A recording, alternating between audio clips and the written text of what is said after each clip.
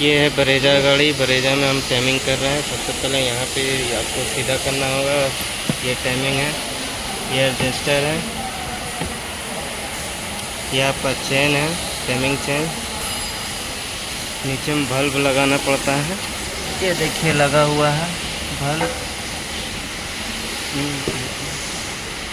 ये हमारा टाइमिंग पूरा सेट हो गया है। अब खाली टाइट करना बाकी है।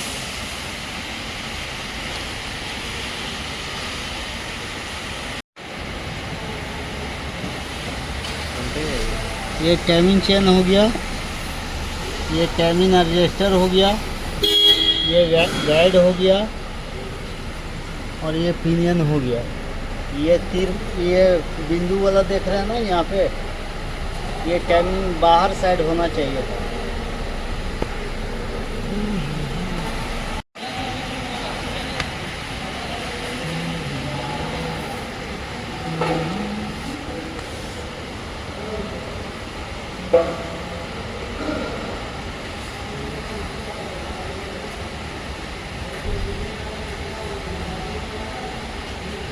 यहाँ पर एक पॉइंट है,